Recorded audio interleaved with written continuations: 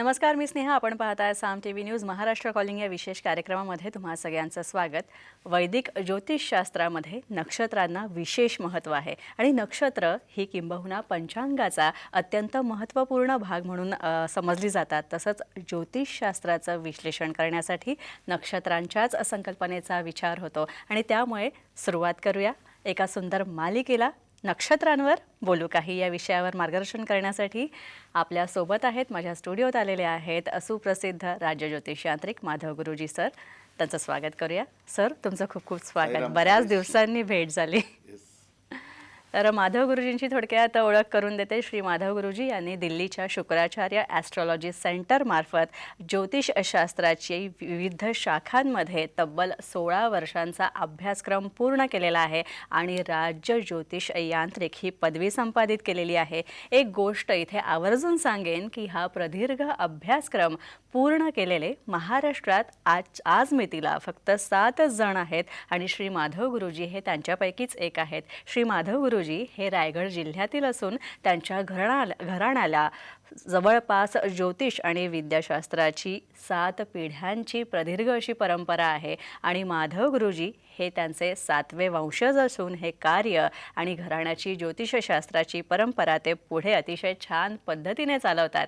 तसंच माधव गुरुजी हे कायद्याचे पदवीधर देखील आहेत. प्रतिभा ॲस्ट्रॉलॉजी सेंटर हे पनवेल आणि दादर इथं असून श्री माधव गुरुजी या दोन्ही सेंटर्सच्या मार्फत आपल्या सेवा पुरवत असतात. श्री माधव गुरुजी यांना भेटण्यासाठी आपण पनवेलच्या सेंटरवर सोमवार ते शुक्रवार या दिवशी जाऊ शकता. तसंच प्रत्येक शनिवारी आणि रविवारी शिवाजी पार्क इथं दादरला जाऊन सुद्धा तुम्ही माधव गुरुजींना भेटू शकता. तुमच्या मनातला शंका विचारू शकता. आणखी एक महत्त्वाची गोष्ट ती म्हणजे आता माधव गुरुजी यांचं मार्गदर्शन तुम्हाला पुण्यात सुद्धा लाभणार आहे. त्यामुळे पुणेकरांनी याचा लाभ घ्या. येत्या 30 एप्रिलला माधव गुरुजी पुण्यात असणार आहेत. तसंच 1 आणि 2 मेला सुद्धा माधव गुरुजी पुण्यामध्ये कन्सल्टेशनसाठी येणार आहेत. तरी कुणालाही माधव गुरुजी यांना भेटायचं असेल तर त्यांनी खालील नंबर नोट करून घ्या आणि कॉल करून आपली अपॉइंटमेंट जी आहे ती बुक करा. चला तर मग चर्चेला सुरुवात करूया.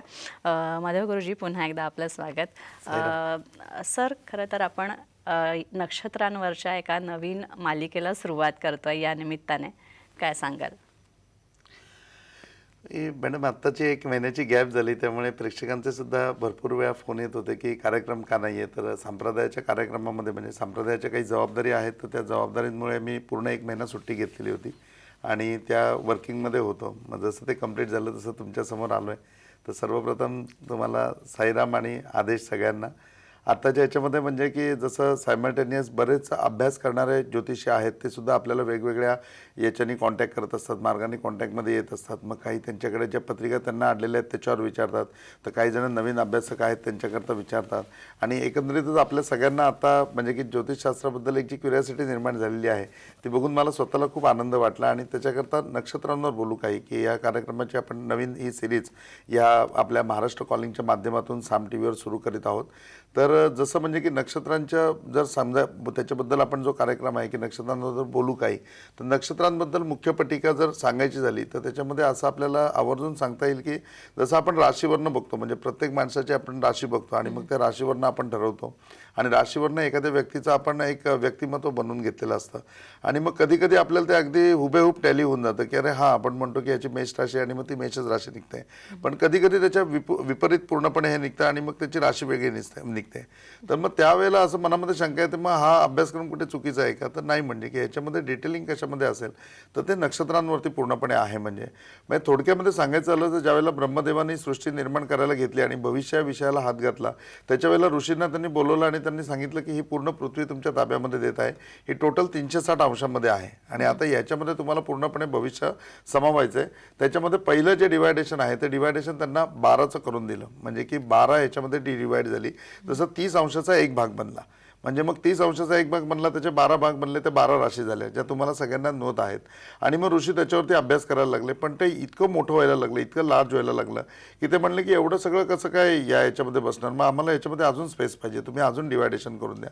मग ब्रह्मदेवाने सांगितलं की ठीक आहे, मग 12चं मग अजून किती तुम्हाला पाहिजे डिवायडेशन करून? ते म्हणले की दुपटीपेक्षा जास्त लागेल. मग ते 27मध्ये डिवाइड झालं, म्हणजे 27मध्ये डिवाइड झालं ते ही नक्षत्र आली, 27 नक्षत्र. आणि मग 27 नक्षत्र आणि 12 राशी म्हणजे एका राशीच्या अंडर जवळजवळ 2.25 नक्षत्राचे भाग त्याच्यामध्ये देण्यात आले आणि मग 27 नक्षत्रामध्ये डिवायडेशन करून झाल्यानंतर आता हे संपूर्ण पृथ्वीचं भविष्य रेडी होईल, इथल्या प्रत्येक माणसाचं भविष्य रेडी होईल या संकल्पनेमध्ये असताना पुन्हा ऋषी आले आणि ब्रह्मदेवांना म्हणाले की नाही जमत आहे 27 मध्ये, आम्हाला अजून स्पेस पाहिजे. मग म्हणले अजून किती स्पेस पाहिजे, तर म्हणले की आम्हाला याच्या दुप्पट तिप्पट चौपट स्पेस पाहिजे. मग त्याच्यामध्ये असं करण्यात आलं की 27 डिवायडेशन फायनल ठेवलं, पण मग त्याच्यामध्ये 4 स्टेप केल्या, जे नक्षत्रांचं प्रथम चरण, द्वितीय चरण, तृतीय चरण आणि चतुर्थ चरण. म्हणजे 27 × 4 पूर्णपणे पृथ्वी 108 मध्ये डिवाइड झाली. 27 नक्षत्र 4 भागांमध्ये डिवाइड केले गेले, त्याला प्रथम चरण, द्वितीय चरण, तृतीय चरण आणि चतुर्थ चरण असं नामांकन करण्यात आलं. आणि मग त्यानंतरचं म्हणजे की 108 डिवायडेशन पूर्णपणे 360 अंशाचं आलं आणि मग त्याच्यामध्ये तुमचं, माझं, आपलं सगळ्यांचं भविष्य ॲक्युरेटली त्याच्यामध्ये नोटिंग केलं गेलं. आता हे नोटिंग करत असताना एक गोष्ट आपल्या लक्षात आली असेल की बघा की अध्यात्मामध्ये आपण कुठलीही गोष्ट करताना आपली जपमाळ सुद्धा 108ची आहे. एखादा आपण आवर्जून प्रदक्षिणा घालतो तर आपण 108 प्रदक्षिणा करतो. एखादा हायेस्ट संकल्प आपण करतो की बाबा तर मी तो म्हणतो की मी 108 वाऱ्या करीन म्हणून.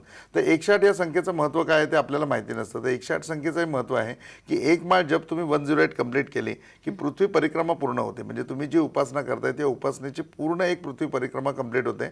म्हणून 108 या संख्येला महत्त्व आहे. आणि ही 108 ही जी संख्या आहे ती या केवळ नक्षत्रांमुळे आपल्याला मिळाली की 27 नक्षत्र 1 2 3 4 4 चरणामध्ये डिवाइड झाली आणि 27 × 4 अशी 108 नक्षत्रामुळे आपल्याला स्पेस निर्माण झाली आणि आपल्या सगळ्यांचं भविष्य त्याच्यामध्ये सामावलं गेलं. आता गुरुजी, तुम्ही म्हणालात त्याप्रमाणे 27 नक्षत्र विभागली गेली होती, 27 नक्षत्र झाली होती. तर आता आपण सुरुवात करतोच आहे तर या सिरीजला, तर आज आपण कुठल्या 3 नक्षत्रांविषयी जाणून घेणार आहोत?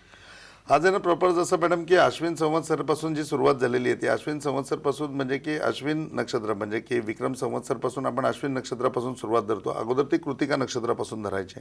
म्हणजे ओल्ड ज्योतिषामध्ये कृतिका नक्षत्रापासून स्टार्ट येते आणि आपलं न्यू ज्योतिष आपण त्याला म्हणू तर ते अश्विन नक्षत्रापासून चालू होतं. तर अश्विनी प्रथम नक्षत्र घेतलं तर अश्विनी नक्षत्र आहे, मघा नक्षत्र आहे आणि मूळ नक्षत्र आहे.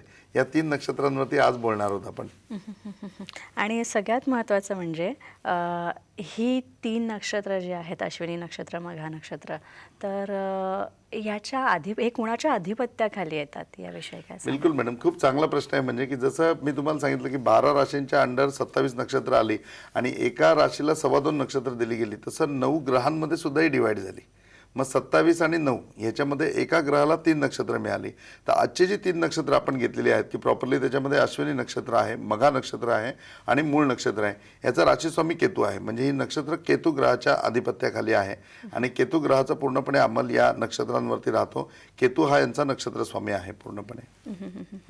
आणि सगळ्यात महत्त्वाचं म्हणजे आता तुम्ही म्हणालात की प्रत्येक नक्षत्र हे कशा कशाच्या तरी अधिपत्याखाली असतात. तर म्हणजे काय, हे जरा ही संकल्पना विस्तृत करून सांगा जरा. विस्तृत म्हणजे मी तुम्हाला सांगितलं ना मॅडम की ज्या वेळेला आपण मेष राशी बघितलं तर मेष राशीमध्ये तुम्ही बघितलं तुम्हाला अश्विनी नक्षत्र मिळणार, त्याच्यानंतर त्याच्यामध्ये भरणी नक्षत्र मिळणार. तर मग त्या राशीवाईज जसं नक्षत्र बदलेल तसं त्या मनुष्यामध्ये तुम्हाला व्हरायटी बघायला मिळेल. म्हणजे की ती व्हरायटी चेंज होत राहते. राशी सेमच राहणार परंतु व्हरायटी चेंज होत राहते. तसं ज्या वेळेला तुम्ही एखादं नक्षत्र धरता तर नक्षत्रावरती ज्या ग्रहाचा अंमल असेल त्या ग्रहाचे इफेक्ट त्याच्यामध्ये पूर्णपणे दिसतात. जसं आपण याच्यामध्ये अश्विनी नक्षत्र धरले तर अश्विनी नक्षत्रावरती केतूचे पूर्णपणे इफेक्ट दिसणार. मघा नक्षत्र त्याच्यामध्ये केतूचे पूर्णपणे इफेक्ट मिळणार आणि मूळ नक्षत्र धरलं त्याच्यामध्ये केतूचे पूर्णपणे इफेक्ट मिळणार. आता याच्यामध्ये जर आपण केलं म्हणजे की या नक्षत्रावरती किंवा याच्या आधिपत्याखाली असल्यानंतर ह्या लोकांमध्ये काय वेगळेपण आहे किंवा यांच्यामध्ये काय प्लस पॉईंट आहे किंवा आपली ही सिरीज बनवण्यापाठीमागे काय उद्देश आहे, तर प्रत्येक माणसामध्ये काही ना काही खुबी ही दडलेली आहे. प्रत्येकाला देवाने असंच जन्माला नाही घातलेलं. तुम्ही प्रत्येकजण जन्माला आला तर तुमच्याकडे काही ना काही खुबी आहे, काही ना काही प्रॅक्टिकल तुमच्याकडे अशी गोष्ट आहे की ज्याच्याने तुम्ही वर्ल्ड फेमस होऊ शकता. या जगामध्ये तुमचा ठसा उमटवू शकता, या जगाला तुमची ओळख करून देऊ शकता आणि जगाच्या शेवटच्या घटकापर्यंत तुमचं नाव पोहोचू शकतं. आणि प्रत्येकाला असं असतं की 10 लोक एकत्र राहिले तर 10 लोकांमध्ये प्रत्येकाला असं वाटतं की माझा ठसा उमटायला पाहिजे, मी या सगळ्यांमध्ये रुबाबदार दिसायला पाहिजे किंवा माझं सगळ्यांनी ऐकायला पाहिजे, माझ्याकडे सगळ्यांचं अट्रॅक्शन असायला पाहिजे आणि त्यात वावगं काय नाही, चुकीचं काय नाही आहे. म्हणजे की प्रत्येकाला असं वाटतं. पण मग ते कुठल्या मार्गाने होईल तो मार्ग तुम्हाला माहिती नसतो. ह्या नक्षत्रांच्या अभ्यासामध्ये निश्चितपणे ती की मी तुम्हाला देण्याचा प्रयत्न करेन की जी की तुम्ही हस्तगत केली तर तुमच्या लाईफमध्ये 100% म्हणण्यापेक्षा 1000% फरक पडेल. आणि ह्या ज्या गोष्टी आहेत की रुबाबदारपणा किंवा याच्या व्यतिरिक्त सगळीकडनं अट्रॅक्शन हे तुमच्या वाट्याला 100% येईल. आता प्रॉपरली आपण त्याच्यामध्ये बघितलं की केतू ग्रहाच्या आधिपत्याखाली ही 3 आहेत आणि असं होईल की पहिल्यांदा कार्यक्रम करताना सिरीज चालू करत असताना पहिल्यांदाच ही 3 नक्षत्र का घेतली, तर ही नक्षत्र सर्वात इम्पॉर्टंट आहेत. म्हणजे की बाकी 27 नक्षत्रांमध्ये फक्त 6 नक्षत्रांनाच ही फॅसिलिटी आहे, बाकी 21 नक्षत्रांना ही फॅसिलिटी नाही. ती फॅसिलिटी म्हणजे अशी की ह्या लोकांना एक वेगळं वरदान प्राप्त आहे. म्हणजे की यांना वेगळं एक लॉर्ड ब्लेसिंग या नक्षत्रांमधल्या लोकांना येतं.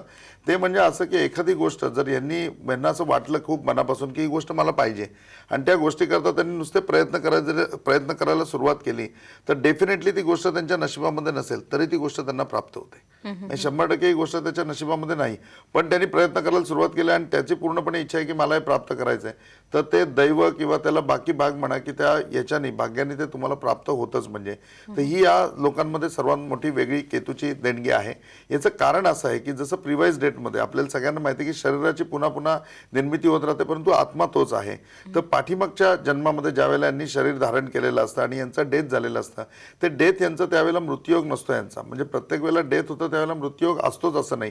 याच्यावर एक एपिसोड पण आपण स्पेशली केलेला आहे. म्हणजे एखाद्या ठिकाणी नॅचरल कॅलॅमिटी झाली, त्याच्यामध्ये 1000 लोक वाहून गेले, तर मग 1000 लोक वाहून गेले त्याच्यामध्ये महापुरामध्ये, तर मग त्या 1000 लोकांचा मृत्यूयोग होता का, तर नव्हता. म्हणजे 100 लोकांचाच होता, पण 900 लोक केवळ त्याच्यामध्ये बळी पडले गेले. मग जे बळी पडले गेले ना त्या लोकांची त्याच्यामध्ये कुर्बानी ठरली की त्यांचं आयुष्य होतं तरी पण त्यांचा तो बळी गेला. मग त्यांच्याकरता वेगळी फॅसिलिटी देण्याकरता त्यांचा जन्म नेक्स्ट बर्थमध्ये जेव्हा आत्ताच्या बर्थमध्ये येतो या केतूच्या नक्षत्रांमध्ये येतो आणि केतूच्या नक्षत्रामध्ये आल्यानंतर पाठीमागच्या जन्मामध्ये यांनी कुर्बानी केलेली आहे म्हणून या जन्मामध्ये यांना ही फॅसिलिटी असते की एखादी गोष्ट यांच्या नशिबामध्ये नाही तरी ती गोष्ट त्यांना प्राप्त करून द्यावी लागते. तर हा सर्वात मोठा पहिला ॲडव्हान्टेज या केतूच्या नक्षत्रांच्या बाबतीमध्ये येतो की तुम्ही एखाद्या गोष्टीचं जर ॲक्सेप्टेशन केलं, एखाद्या गोष्टीकरता नुसते प्रयत्न करायला सुरुवात केले, ती गोष्ट तुमच्या नशिबामध्ये नसेल तरी ती 100% तुम्हाला प्राप्त होईल. याच्यावर एक छोटंसं उदाहरण देतो की अश्विन नक्षत्रामधले म्हणजे एक मुलगा होता आणि त्याचा विवाह करायचा होता लव्ह मॅरेजच्या हिशोबाने वगैरे, परंतु त्या मुलीच्या घरचे सगळे ऑपोजमध्ये, ह्याच्या घरचे सगळे ऑपोजमध्ये. म्हणजे हे दोघं जण म्हणजे प्रियकर आणि प्रेयसी सोडले तर बाकी त्या लग्नाला ॲग्री कोणीही नाही आणि प्रत्येकाने त्याच्यामध्ये वेगवेगळ्या अँगलनी सांगितलं. कोणी ज्योतिषांकडे गेलं, त्यांनी सांगितलं की नाही हे करू नका. त्यांच्या गुरूंकडे गेले, ते म्हणले की नाही तुम्ही हे करू नका. आणि त्याच्यानंतर मग सायमल्टेनियस एक दिवस तो आपल्याला येऊन भेटला आणि म्हणला असं असं आहे आणि काय करायचं. ते त्याचं फक्त नक्षत्र बघितलं की त्याचं अश्विनी नक्षत्र आहे. तर अश्विनी नक्षत्रावर मी म्हटलं की काय मग तुला शंका आहे. तो म्हणतो कोणीच पॉझिटिव्ह नाही आहे, एकही व्यक्ती पॉझिटिव्ह नाही आहे. म्हणजे आणि खर्च करायचं हा माझ्यापुढे मोठा प्रश्न पडलेला आहे. म्हणजे त्याने त्याला सांगितलं की तुझं अश्विनी नक्षत्र आहे, जी गोष्ट जर तुझ्या नशिबात आहे तर ती 100% मिळेल. म्हणजे आणि तू पूर्णपणे पॉझिटिव्ह राहा आणि जसं तू ॲक्शन घेशील त्याप्रमाणे त्या सगळ्या गोष्टी बदलायला सुरुवात होईल. म्हणजे हे डेफिनेटली लग्न होईल आणि तुमच्या सगळ्यांच्या सहकार्याने म्हणजे तुझे आई वडील आणि तिचे आई वडील हे सगळेजण लग्नाला असतील. आणि मग त्या दृष्टिकोनातून तो पॉझिटिव्ह झाला. मग त्यांनी विचारलं की काय करू याच्यामध्ये, तर मी म्हटलं तसं पण तुमच्या कोणी सपोर्टला नाही आहे तर तुम्ही रजिस्टर मॅरेज करा. तर रजिस्टर मॅरेज प्रोसिजरला कसं असतं की 1 महिना अगोदर तुम्हाला इंटिमेशन द्यावी लागते जाऊन कोर्टाला समोर.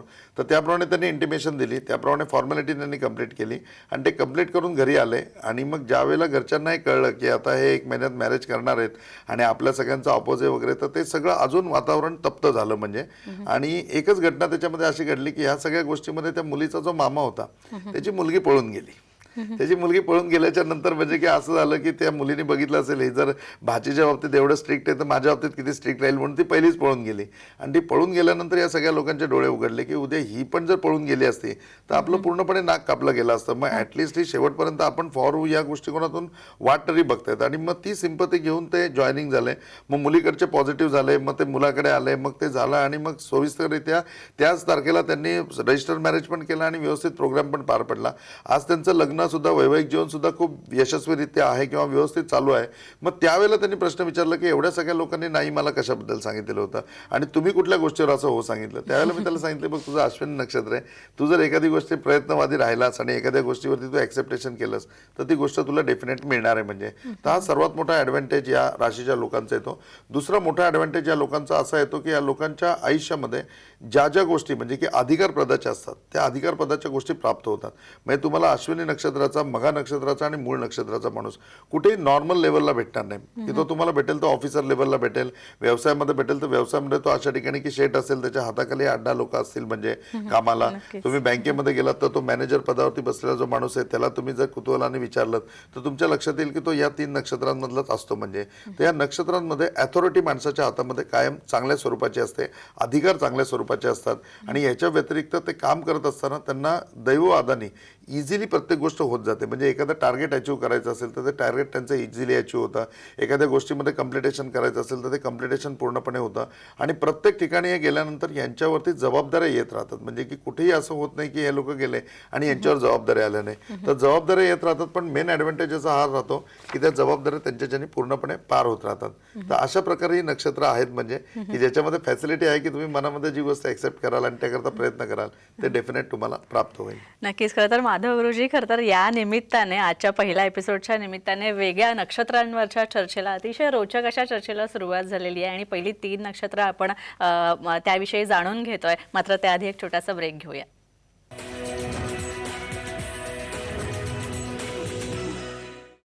ब्रेकनंतर महाराष्ट्र कॉलिंगमध्ये पुन्हा एकदा आपलं स्वागत. नक्षत्रांवर आपण चर्चा करतोय. माधव गुरुजी, खरं तर तुम्ही आत्तापर्यंत जे काही विश्लेषण केलं नक्षत्रांवर, त्यावरून एक तर म्हणता येईल की आपलं आयुष्य म्हणजे नक्षत्रांचं देणं असतं. तर आता या 3 नक्षत्रांच्या अधिपत्याखाली येणाऱ्या व्यक्तींच्या आयुष्यात काही समस्या असतील तर त्याचं समाधान आपण ज्योतिषशास्त्राच्या माध्यमातून कसं करू शकतो? कुठलाही माणूस मॅडम असला आणि कुठल्याही नक्षत्रामध्ये जन्माला असला किंवा त्याचा कुठलाही म्हणजे की आधिपत्याखाली कुठल्याही ग्रहाच्या आधिपत्याखाली असला तरी समस्या या प्रत्येकाच्या आयुष्यामध्ये येतात. म्हणजे आणि प्रत्येकाच्या आयुष्यामध्ये येणाऱ्या समस्या निरनिराळ्या आहेत आणि प्रत्येकाला वाटतं की त्या माझ्याच बाबतीमध्ये आहेत. तर असं नाही आहे. म्हणजे की जर तुम्ही नक्षत्रवाईज ज्या वेळेला डिवाईड कराल त्यावेळेला तुमच्या लक्षात येईल की ह्या नक्षत्राच्या माणसाच्या आयुष्यामध्ये त्या समस्या ठरलेल्याच असतात. तर मग त्या समस्या कुठल्या असतात त्या पहिल्या आपण जाणून घेऊ या नक्षत्रांमध्ये आणि मग डेफिनेटली त्याच्यावरती ॲस्ट्रॉलॉजीच्या माध्यमातून उपाय हा ॲस्ट्रॉलॉजीचा एक मोठा भाग आहे. म्हणजे मोठा गाभा आहे की प्रत्येक गोष्टीवरती उपाय ॲस्ट्रॉलॉजीमध्ये आहेत. म्हणजे तर ह्या लोकांच्या आयुष्यामध्ये येणाऱ्या समस्या या अशा स्वरूपाच्या असतात की सर्वात पहिली गोष्ट म्हणजे मी सांगितलं की हे लोक कुठलंही काम स्वतः करू शकत नाही. म्हणजे एकही काम ह्या 3ही नक्षत्रामधले लोक कुठलंही काम एकट्याने करू शकत नाही. म्हणजे की त्यांच्या एकट्याला सांगितलं तू हे काम करतं ते पूर्णपणे झिरो ठरतील, पूर्णपणे निष्फळ ठरतील, त्यांच्याच्याने काम होणार नाही. त्यांना ऑलवेज हाताखाली माणसं लागतात. म्हणजे 8 ते 10 माणसं असू देत, मग 15 ते 20 माणसं असू देत, 25 ते 30 माणसं असू देत, जसं कामाचं स्वरूप असेल त्याप्रमाणे त्यांच्या हाताखाली माणसं तुम्ही दिलीत तर त्या माणसांकडनं ते योग्यरित्या काम करून घेऊ शकतात, पूर्णपणे ते काम मार्गी लावू शकतात आणि कमी वेळामध्ये चांगलं काम देऊ शकतात. की बाबा कमी वेळ घेतला आणि चांगलं काम त्यांनी करून दिलं, हे या लोकांकडे मोठी हातोटी असते. पण महत्त्वाचा भाग त्याच्यामध्ये आहे की या लोकांना चांगली माणसं मिळायला पाहिजेत. तर चांगली माणसं भेटतात का हा सर्वात पहिला प्रश्न आहे. म्हणजे तुमच्या या 3ही नक्षत्रामधले जे लोक आहेत तुम्ही कुठलीही गोष्ट एकट्याने करू शकत नाही. तुम्हाला प्रत्येक गोष्टीमध्ये सपोर्टर म्हणण्यापेक्षा तुमच्या प्रत्येक गोष्टीमध्ये तुम्हाला हाताखाली काम करणारी माणसं लागणार आणि हाताखाली काम करणारी माणसं जर चांगली लाभली तरच तुमचं काम यशस्वी होऊ शकतं. नाही तर तुमच्याकडे बुद्धिमत्ता आहे, तुमच्याकडे टॅलेंट आहे, तुमच्याकडे ही एक वरदान तुमच्याकडे आहे की जी गोष्ट तुम्ही मनात आणाल ती कंप्लीट होईल. पण हे सगळं कंप्लीट करण्याकरता तुम्हाला हाताखालची माणसं ही त्याप्रमाणे योग्य मिळायला पाहिजेत. जसं आपण कितीतरी धनुराशीच्या मूळ नक्षत्राच्या लोकांच्या बाबतीत बघतो की त्यांच्या जन्मापासूनच लोक म्हणत असतात अरे हा मूळ नक्षत्रावरती आहे, मग त्याची शांती करायला पाहिजे. डेफिनेट या नक्षत्राची शांती करायला पाहिजे. परंतु असं काय नाही आहे की आईवडिलांच्या मुळावर आलेले असतात. या लोकांना 35 ते 40पर्यंत चांगलं आईवडिलांचं सौख्यही लाभतं. परंतु त्याच्याबरोबर तुम्ही बघाल ना तर प्रत्येक वेळेला यांना सपोर्ट करणारी म्हणजे संसारामध्ये सुद्धा माणसं म्हणजे जर ती पत्नी असेल तर तिला पती चांगला मिळायला पाहिजे, पतीच्या रोलमध्ये असेल तर पत्नी चांगली मिळायला पाहिजे आणि त्या लोकांनी यांना सपोर्ट करायला पाहिजे. नाही तर असं होतं की या लोकांच्या हातामध्ये पॉवर असते, अथॉरिटी असते, अधिकार असतात, परंतु सपोर्टिंगला तसे लोक असल्यामुळे यांचं स्वतःचं असं काहीच बनत नाही. म्हणजे धनुराशीचे कितीतरी एक चांगलं उदाहरण माझ्याकडे असं की ते ब्रँच मॅनेजर होते, चांगल्यापैकी त्यांचं स्वतःचं उत्पन्न होतं, सगळं होतं. एक वेळ अशी आली की त्यावेळेस म्हणजे परिस्थिती कुठल्या वर्षातली असेल ती बघा की 5,000 रुपयामध्ये त्यांना जवळजवळ 10 गुंठ्याचा प्लॉट मिळत होता. आणि त्यावेळेला घरचे म्हणले की नाही नाही आपल्याला घरामध्ये फ्रीज घ्यायचं आहे. त्या 5,000 रुपयाचा त्याने फ्रीज घेतला. ती 10 गुंठे जागा जर त्यावेळेला 5,000मध्ये घेतली असती तर आज तिथे जवळजवळ 24 फ्लॅटची बिल्डिंग उभी आहे. तर 24 फ्लॅटची बिल्डिंग त्यांची झाली असती, एक फ्लॅट स्वतःला राहायला ठेवला असता आणि 23 भाड्याने दिले असते तरी आज त्यांना इन्कम काय राहिला असता. पण त्या संधी त्यांच्या हातून निघून जातात का तर ते एकट्याने कुठली गोष्ट करू शकत नाही, त्यांना सपोर्टिंगला लोक लागतात. त्याच वेळेला ती होते. तर सर्वात पहिली समस्या येते की यांच्या आयुष्यामध्ये यांना चांगली लोक मिळायला पाहिजेत, चांगली लोक भेटायला पाहिजेत. ज्यांना चांगली लोक भेटतील तरच यांना सक्सेस भेटेल. दुसरं यांच्या बाबतीमधला मोठा प्रॉब्लेम असा येतो की यांना वैराग्य खूप लवकर येतं. म्हणजे कुठली पण गोष्ट हे मिळवतील 100%, पण त्याचा उपभोग घेतील याची कुठलीही गॅरंटी नाही की यांना कुठल्याही बाबतीमध्ये खूप कमी परिश्रमामध्ये किंवा खूप कमी अवधीमध्ये यांना चांगलं यश घवघवीत मिळतं. पण ते यश मिळाल्यानंतर या लोकांना एक वेगळ्या प्रकारचं वैराग्य येतं की ते सोडून ते पूर्णपणे निघून जातात.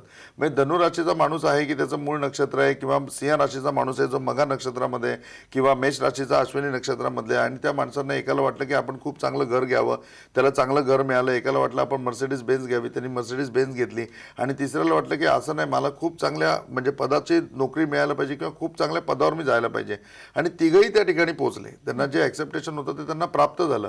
पण ते प्राप्त झाल्यानंतर 1 महिन्याच्या कालावधीच्या आतमध्ये त्यांनी त्या गोष्टी सोडलेल्या आहेत. म्हणजे इतकं लवकर वैराग्य यांना येतं. म्हणजे तर त्या वैराग्य न येण्यामध्ये आणि त्या गोष्टीचा उपभोग घेण्यामध्ये ह्या सुद्धा समस्येवरती ॲस्ट्रॉलॉजी यांना सोल्युशन देते. तिसरे यांच्या बाबतीमध्ये मोठे प्रश्न असे येतात की प्रचंड इगोस्टिक असतात. म्हणजे जर तुम्ही सिंह राशीतल्या मघा नक्षत्रातला माणूस घेतला तर रवी आणि केतूच्या योगामध्ये तो इतका इगोस्टिक असतो की त्याच्या इगोमुळे कितीतरी गोष्टी त्याच्या हातामध्ये आलेल्या म्हणजे यश प्राप्त झालेल्या त्याला सोडून द्यावे लागतात.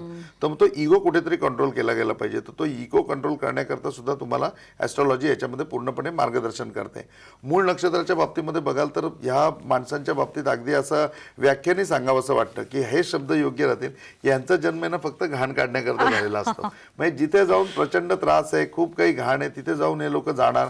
यांच्या हातोटीमुळे चांगली लोक हाताशी घेऊन हे पूर्णपणे ते स्वच्छ करणार, पूर्णपणे चांगला कारभार करणार, पूर्णपणे तो असं आणणार की आता उद्यापासून तिथे सुख आणि सुखच आहे की बाकी काही नाही. आणि मग तिथे नेमकं यांचा पाणउतार होतो, तिथे हे बाजूला केले जातात आणि पुन्हा नवीन कुठल्या तरी गोष्टीमध्ये हे सामील होतात. तर हा मूळ नक्षत्राच्या बाबतीमधली ही मेजर समस्या या ह्याच्यामध्ये बघायला मिळते. आणि अश्विनी नक्षत्राच्या बाबतीत सांगायचं झालं तर हे लोक प्रचंड आळशी असतात.